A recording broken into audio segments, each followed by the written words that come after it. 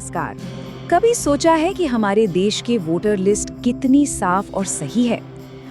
आज हम बात करने वाले हैं SIR के बारे में। इसका पूरा नाम है सिस्टमैटिक आइडेंटिफिकेशन ऑफ वोटर्स।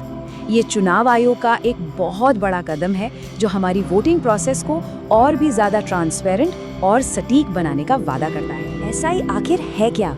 अच्छा, इसको ऐसे समझिए कि ये 2025 में होने वाला एक बहुत बड़ा एक नेशन वाइड कैंपेन है और इसका मकसद सिर्फ एक, घर घर जाकर पूरी वोटर लिस्ट को वेरीफाई करना, उसे अपडेट करना और एकदम साफ सुथरा बनाना।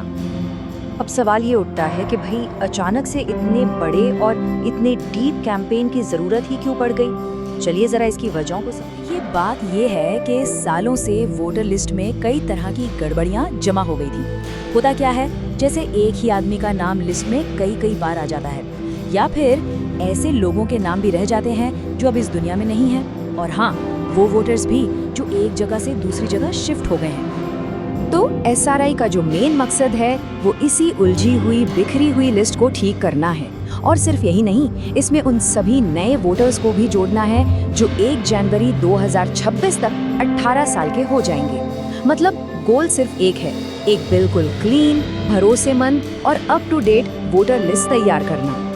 ठीक है, तो अब ये समझते हैं कि इतना बड़ा वेरिफिकेशन का जो प्रोसेस है वो असल में काम प्रक्रिया है ना, ये घर घर जाकर की जा रही है। मतलब हर एक वोटर को, चाहे वो नया हो या पुराना, एक खास वेरिफिकेशन फॉर्म भरना ही होगा। और इस बात से कोई फर्क नहीं पड़ता कि किसी के पास पुराना वोटर ID कार्ड है या वो पहले वोट दे चुके हैं, ये फॉर्म भरना सबके लिए कंपलसरी है। तो फॉर्म जमा होने के बाद क्या होगा? देखिए, 11 दिसंबर 2025 की डेडलाइन के बाद एक ड्राफ्ट वोटर लिस्ट पब्लिश की जाएगी। फिर लोगों को मौका मिलेगा कि अगर उन्हें लिस्ट में कोई गलती दिखती है तो वो अपना ऑब्जेक्शन फाइल कर सकते हैं। और जब इन सारी आपत्तियों को सॉल्व कर लिया जाएगा, उसके बाद ही फाइनल वोटर लिस्ट सामने आएगी। अब देखिए, सायर का इरादा तो बिल्कुल सही लगता है, सिस्टम को सुधारने का है, लेकिन इसको लागू करने के तरीके पर कुछ सीरियस सवाल और चिंताएं भी उठ रही हैं। तो चलिए अब जरा उन सवालों और कंसर्न्स पर भी एक नजर डालते हैं जो इस SIR प्रोसेस को लेकर उठाई। इसमें 2 बड़ी बातें सामने आई हैं। पहली तो ये कि इस पूरे काम को बहुत जल्दबाजी में किया जा रहा है, खासकर उन राज्यों में जहां चुनाव होने वाले हैं। और दूसरी बात है ट्रांसपेरेंसी की कमी। ऐसे आरोप भी हैं कि डुप्लीकेट नामों को पकड़ने वाले सॉफ्टवेयर के बजाय मैनुअल वेरिफिकेशन पर ज्यादा जोर दिया जा रहा है, और जाहिर है इससे गलतियों का चांस बढ़ जाता है। और यहीं पर सबसे बड़ी चिंता खड़ी होती है कि कहीं इस जल्दबाजी और पारदर्शिता की कमी के चक्कर में असली जेन्युइन वोटर्स ही लिस्ट से बाहर न हो जाएं।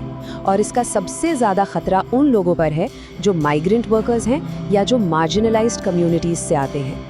तो इन सारे फायदों और रिस्क को देखते हुए सवाल ये है कि SIR का हमारी डेमोक्रेसी के लिए आखिर मतलब क्या है? देखिए, अगर SIR को ठीक से सही तरीके से लागू किया जाता है तो ये हमारी डेमोक्रेसी के लिए एक बहुत ही पॉजिटिव स्टेप हो सकता है।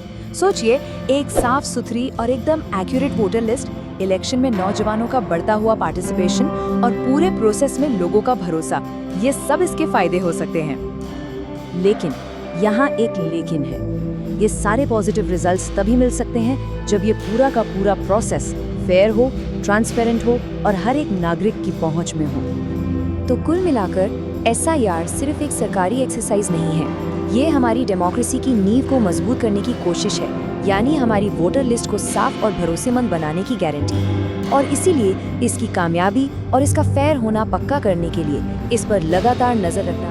और ये सब हमें एक आखिरी सवाल के साथ छोड़ जाता है, जो लोग इस पूरे प्रोसेस से गुजर रहे हैं उनका एक्सपीरियंस आखिर कैसा रहा है? इस इतने बड़े अभियान का जमीनी हकीकत पर यानी ग्राउंड पर क्या असर दिख रहा है? ये देखना वाकई बहुत जरूरी होगा।